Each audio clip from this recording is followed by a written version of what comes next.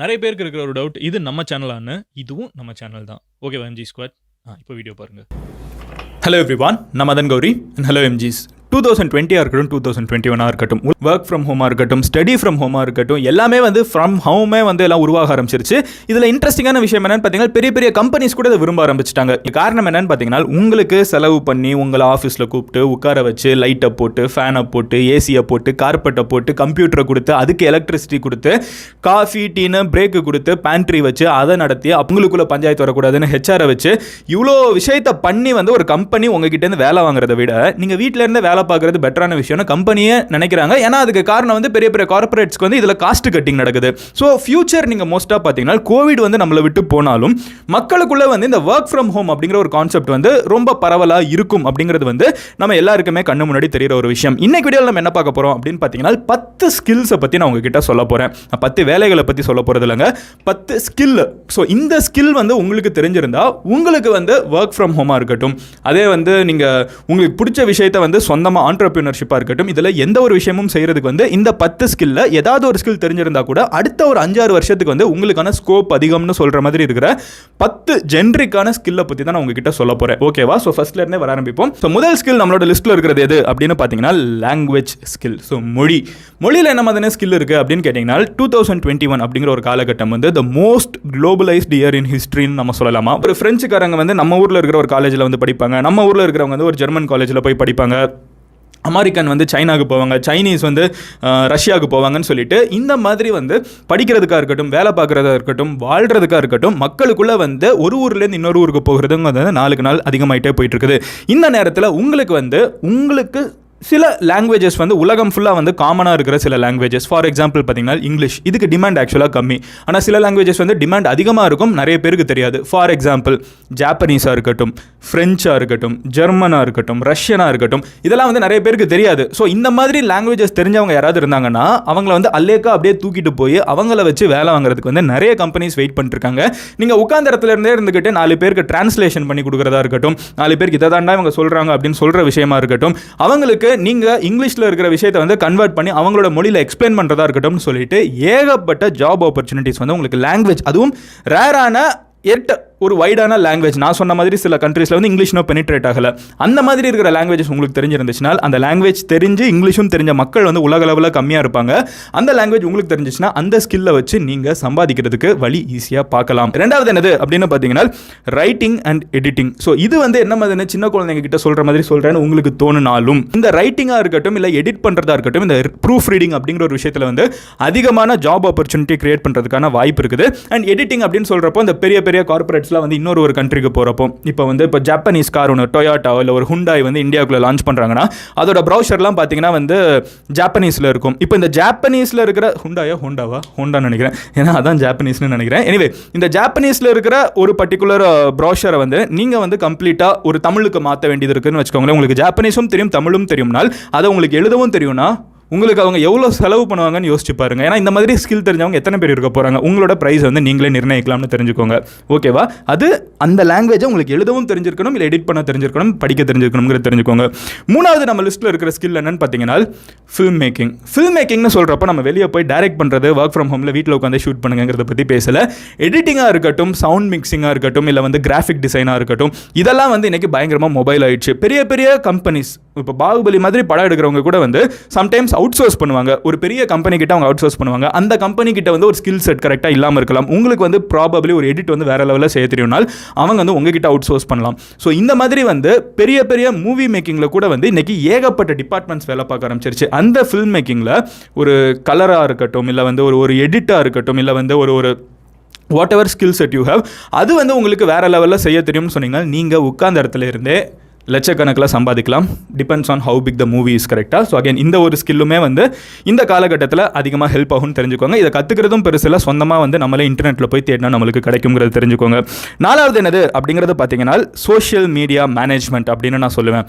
இது உங்களுக்கு ரொம்ப புதுசாக இருக்கலாம். சோஷியல் மீடியாவில் மேனேஜ் பண்ணுறதுக்கு என்ன மாதிரி இருக்குன்னு நான் சிம்பிளாக சொல்கிறேனே. உங்களுக்கு சோஷியல் மீடியாவை லெவரேஜ் பண்ண தெரிஞ்சிச்சுனால் இன்றைக்கி மீம் பேஜஸ்லாம் ஏர்ன் பண்ணிட்டுருக்காங்க. அது ஒரு நல்ல இன்கம் தானே. மீம் போட்டு ஒரு நாள் ஏர்ன் பண்ண முடியுங்கிறது வந்து யாருமே நினச்சி கூட பார்க்கல. இப்போ வீடியோ போட்டு நான் சம்பாதிப்பேன் நான் நினச்சி பார்க்கல. ஸோ இதெல்லாம் வந்து புது அவென்யூஸ் உருவாகிட்டு இருக்குது. ஓகே, இந்த போஸ்ட்டை போட்டோன்னா இவ்வளோ ரீச் நம்மளுக்கு கிடைக்கும், இதில் வந்து நம்ம அட்வர்டைஸிங்க்கு நம்ம கொடுத்தோன்னா அவங்க நம்மளுக்கு இவ்வளோ பே பண்ணுவாங்கன்னு சொல்கிற மாதிரி இந்த மாதிரி டாக்டிக்ஸ்லாம் வந்து பேசிக்காக சோஷியல் மீடியா வந்து கரைச்சி குடிக்கிறவங்களுக்கு வந்து நல்லா தெரியும். ஸோ நீங்கள் வந்து சோஷியல் மீடியாவில் கிங்குன்னு நீங்கள் நினச்சிங்கன்னா, எனக்கு இது தெரியும்டா, நீங்கள் ஒரு பெரிய பெரிய ஆள் வந்து யாராவது போஸ்ட் பண்ணுறாங்க, அந்த போஸ்ட்டில் இருக்கிற கூட தப்பு, இந்த ஹேஷ்டேக் யூஸ் பண்ணியிருந்தா இவ்வளோ வைரலாக இருக்குமே, இந்த மாதிரி போஸ்ட் போட்டிருந்தா இன்னும் வைரலாக இருக்குமே யோசிச்சிங்கனால் சோஷியல் மீடியா. அண்ட் இதுக்கு நீங்கள் அடுத்தவங்களை கூட போய் டிபெண்ட் பண்ணணும்னு அவசியம் இல்லை. நீங்களே இந்த ஸ்கில்லை செயல்படுத்தினீங்கனால் யூ கேன் ஏர்ன் அப்படிங்கிறத தெரிஞ்சுக்கோங்க. ஸோ நம்ம வந்து 5th இருக்கோம் அண்ட் இன்னும் 5 நம்ம பார்க்க போகிறோம். இப்போ 5th இருக்கிற இந்த ஃபோட்டோகிராஃபி வந்து ஏன் பயங்கரமான விஷயமா மாறிட்டு இருக்குன்னு பார்த்தீங்கன்னா, ஷூட்டெல்லாம் வெளியே நடந்தாலும் நான் சினிமாவுக்கு என்ன சொன்னேனோ அதே தான் இங்கேயுமே.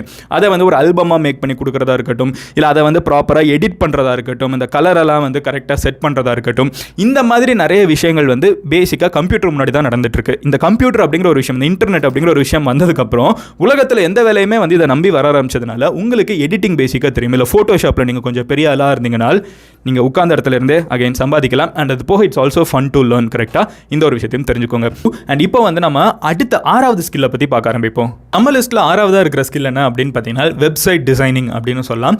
இன்றைக்கி இருக்கிற எல்லா பிஸ்னஸுமே வந்து முழுக்க ஆன்லைனில் போகணும்னு நினைக்கிறப்போ அதுக்கு தேவையான ஃபஸ்ட் ஸ்டெப் வந்து சொந்தமாக ஒரு வெப்சைட் தான். அண்ட் அந்த வெப்சைட்டை பில்ட் பண்ணுறதுக்கு பெரிய பெரிய கம்பெனிஸ் வந்து ஏகப்பட்ட ஆயிரங்கள் சார்ஜ் பண்ணுவாங்க. நீங்கள் கேட்டு பார்த்தீங்கன்னா மிரண்டு போயிடுவீங்க, ஒரு வெப்சைட் டெவலப் பண்ணுறதுக்காக இவ்வளோ சார்ஜ் பண்ணுறாங்கன்னு. ஸோ அந்த மாதிரி வந்து ஒரு ஹை எண்டான வெப்சைட்டை உங்களால் வீட்டில் உட்காந்து டெவலப் பண்ண முடியும்னு நீங்கள் நினச்சிங்கன்னா ப்ராப்பராக செக்யூரிட்டி ஃபீச்சர்ஸ்லாம் போட்டு நீங்கள் வந்து வெப் டிசைனுக்குள்ளே கண்டிப்பாக இறங்கணும், வெப் டெவலப்மெண்ட்குள்ளேயும் கண்டிப்பாக இறங்கணும். அந்த ஸ்கில்ஸையுமே வந்து நீங்கள் தெரிஞ்சுக்கிட்டீங்கன்னா உங்களுக்கு அடுத்த சில வருஷத்துக்கு வந்து வேறு லெவலில் டிமாண்ட் இருக்கும். இதை நீங்கள் வந்து யூஸ் பண்ணிக்கலாம்னு தெரிஞ்சுக்கோங்க. நம்ம லிஸ்ட்டில் இருக்கிற 7வது ஸ்கில் என்ன அப்படிங்கிறத பார்த்தீங்கன்னா டீச்சிங். அஃப்கோர்ஸ் இந்த உலகத்தில் வந்து டீச்சிங் அப்படிங்கிற ஒரு விஷயம் வந்து நம்ம நினைவு தெரிஞ்ச காலகட்டத்திலேருந்து ஒரு டீச்சர் இருப்பாங்க, முன்னாடி வந்து ஒரு ஸ்டூடெண்ட் இருப்பாங்க.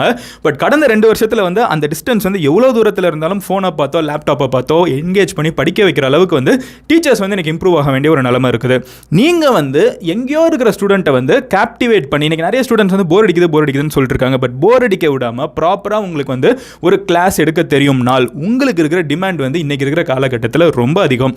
இந்த கோவிட்லாம் முடிஞ்சு எல்லாரும் கிளாஸ்க்கு போக ஆரம்பித்தாலும் இந்த டியூஷன் அப்படிங்கிற ஒரு கான்செப்டாக இருக்கட்டும், இல்லை வந்து ஸ்டடி ஃப்ரம் ஹோம் அப்படிங்கிற ஒரு கான்செப்டாக இருக்கட்டும், இதெல்லாம் வந்து இருந்துக்கிட்டே தான் இருக்கும். ஏன்னா நிறைய பேர் நிறைய காலேஜஸ்லாம் இருந்துக்கிட்டு இப்போ நம்ம வந்து பார்த்தீங்கன்னா வெளிநாட்டில் போய் படிக்கிறவங்கலாம் இருக்காங்கல்ல, இப்போலாம் அவங்க வெளிநாட்டுக்கே போகலை, அங்கே அட்மிஷன் போட்டாலும் வீட்டில் உட்காந்துக்கிட்டே அவங்க ஆன்லைன் கிளாஸில் எல்லாத்தையும் படித்து எக்ஸாம் எழுதி பாஸ் பண்ண முடியுதுங்கிற அளவுக்கு ஒரு ரியலைசேஷனை இந்த 2 வருஷம் நம்மளுக்கு சொல்லி தந்திருக்கு. ஸோ நீங்கள் வந்து ஆன்லைனில் ஒரு கிளாஸுக்கு வந்து ப்ராப்பராக சொல்லித்தர முடியும், அந்த அளவுக்கு உங்களுக்கு டீச்சிங் எபிலிட்டி, அதுவும் ஆன்லைனில் உங்களுக்கு பண்ணுற எபிலிட்டி இருக்குன்னு தெரிஞ்சிங்கனால் உங்களுக்கு இருக்கிற டிமாண்ட் ரொம்ப ஹை தாங்க இன்றைக்கி இருக்கிற ஸ்கூல்ஸில். எனிவே அடுத்து நம்மளோட லிஸ்ட்டில் இருக்கிறது என்னது அப்படின்னு பார்த்தீங்கன்னா கோடிங். ஸோ பேசிக்காக வந்து கோடிங் வந்து இந்த கம்ப்யூட்டருக்குள்ளே போக ஆரம்பிச்சிட்டோம்.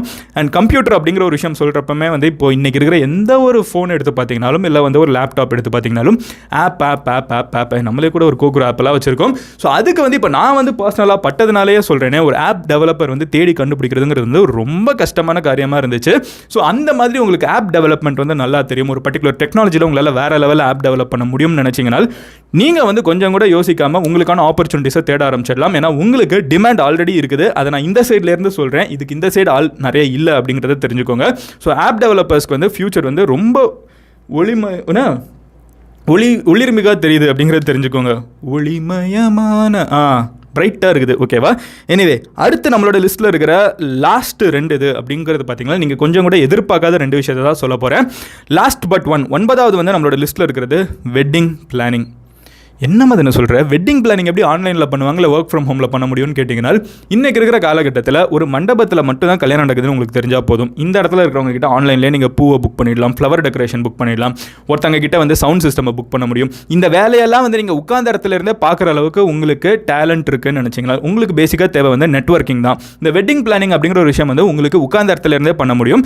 நெட்வொர்க் மட்டும் உங்களுக்கு பண்ண தெரிஞ்சால் போதும். ஸோ அந்த நெட்வொர்க்கிங்கிற ஒரு விஷயம் மட்டும் உங்களால் ஸ்ட்ராங்காக இருக்க முடியும்னு நினச்சிங்கனால், உங்களால் வந்து பேசி ஒருத்தங்களை கன்வின்ஸ் பண்ணி ஒரு வேலையை செய்ய வைக்க முடியும்னு நினச்சிங்கன்னா 4 ஃபோன் காலில் உங்களுக்கு இருக்கிற மாதிரி ஒரு அதிகமான டிமாண்ட் வந்து வெட்டிங் பிளானிங்கில் யார்கிட்டையுமே இல்லை அப்படிங்கிறத தெரிஞ்சுக்கோங்க. அண்ட் இது வந்து ஏகப்பட்ட ஸ்கில் சேர்ந்த ஒரு விஷயம் தான். பேசிக்காக வந்து பேசுகிறதுலேருந்து பழகிறதுலேருந்து ஒரு விஷயத்தை செய்கிறது வரைக்கும். So probably multiple skill involve ஆயிருக்கு. பட் ஃபியூச்சரில் வந்து இதுக்கான டிமாண்ட் வந்து ரொம்ப ஹையாக இருக்குது. ஏன்னா எந்த சைடும் சரி, மாப்பிள்ளை சைடும் சரி, பொண்ணு சைடும் சரி, இப்போலாம் அவங்க வந்து டேரெக்டாக இறங்கி போய் வேலை பார்க்குறதில்ல, யார்கிட்ட அவுட் சோர்ஸ் தான் பண்ணுறாங்க. அந்த அவுட் சோர்ஸ் பண்ணுற நபர் நீங்களாக இருந்தீங்கனால் இது உங்களோட டைம். எனிவே நம்மளோட லிஸ்ட்டில் இருக்கிற லாஸ்ட் விஷயம் என்ன அப்படின்னு பார்த்தீங்கன்னா பீயிங் அன் இன்ஃப்ளூயன்சர் அது ஒரு டிக்டாக்காக இருக்கட்டும், ரீல்ஸாக இருக்கட்டும், 4 போஸ்ட் தான் போட்டிருப்பாங்க. 5வது போஸ்ட்டில் இன்டெகிரேஷன் பண்ண ஆரம்பிச்சிருவாங்க. நான் இன்டெகிரேஷன் ஒரு ஆடை ப்ளேஸ் பண்ணுறதுக்கு எனக்கு வந்து 4 வருஷம் ஆச்சு. ஆனால் இன்றைக்கி 4 போஸ்ட்டில் வந்து ஆட்ஸ் இன்டெகிரேட் பண்ண முடியுது. அண்ட் அதில் வந்து இன்கம் மேக் பண்ணுறதா இருக்கட்டும், ஒரு யூடியூப் வீடியோ பண்ணுறதுக்கான ப்ரொடக்ஷன் கெப்பாசிட்டியாக இருக்கட்டும், ஒர்க்காக இருக்கட்டும், எல்லாமே கம்ப்ளீட்டாக வேறு. ஆனால் ஒரு 30 செகண்டில் ஒரு ரீலை செய்கிறதுக்குள்ளே வந்து அவங்களால ஒரு விஷயத்தை இன்ஃப்ளூயன்ஸ் பண்ண முடியறதா இருக்கட்டும். ஆனால் அது வந்து வெறுமனே மேக் பண்ணுற கண்டென்ட் மட்டும் கிடையாது. அது எப்போ போஸ்ட் பண்ணணும், யாருக்கு போஸ்ட் பண்ணணும், நம்மளோட டார்கெட் ஆடியன்ஸ் யார், இந்த விஷயம்லாம் ப்ராப்பராக தெரிஞ்சிருந்துச்சுனால், நீங்கள் உங்களே வந்து ஒரு இன்ஃப்ளூயன்சராக மாற்ற முடியுங்கிற நம்பிக்கை உங்களுக்கு இருந்துச்சுனால், இந்த ஸ்கில் மட்டும் இருந்துச்சுன்னா போதும். நீங்கள் அட்லீஸ்ட் அடுத்த ஒரு 2 வருஷம் 3 வருஷத்துக்கு வந்து உங்களோட வாழ்க்கை வந்து சேஃபாக இருக்கும்னு தெரிஞ்சுக்கோங்க. அண்ட் இது வந்து அப்சல்யூட்லி ஒர்க் ஃப்ரம் ஹோமாக இருக்கிறதுக்கான பாசிபிலிட்டியும் இருக்குன்னு தெரிஞ்சுக்கோங்க. ஸோ பேசிக்காக நான் வந்து உங்ககிட்ட 10 இன்ட்ரெஸ்டிங்கான ஸ்கில்லை பற்றி சொல்லியிருக்கேன். இதில் எந்த ஒரு ஸ்கில் உங்ககிட்ட இருக்குது அப்படின்னு நீங்கள் நினைக்கிறீங்க கமெண்ட்டில் லீவ் பண்ணுங்கள். எந்த ஒரு ஸ்கில்லை நீங்கள் கற்றுக்கணும்னு நினச்சிங்கனாலும் அதையும் நீங்கள் வந்து சொந்தமாக இன்டர்நெட்டில் தேடியே கற்றுக்கலாம். இதுக்கு நீங்கள் பெருசாக போய் யாருக்கிட்டையும் கற்றுக்கிறதுக்கு தேவையில்லை. நான் சொன்னது எல்லாமே வந்து பரவலாக இருக்கிற விஷயம், இல்லை புதுசாக வந்திருக்கிற விஷயம். செல்ஃப் டாட் தான் எல்லாமே இருந்துட்டு இருப்பாங்க. ஓகே, தட் நாளைக்கு நான் உங்களோட வீடியோவில் பார்க்குறேன். Until then, bye, Madan Gauri signing off. Love you all. Cheers, take care. Bye. Cheers.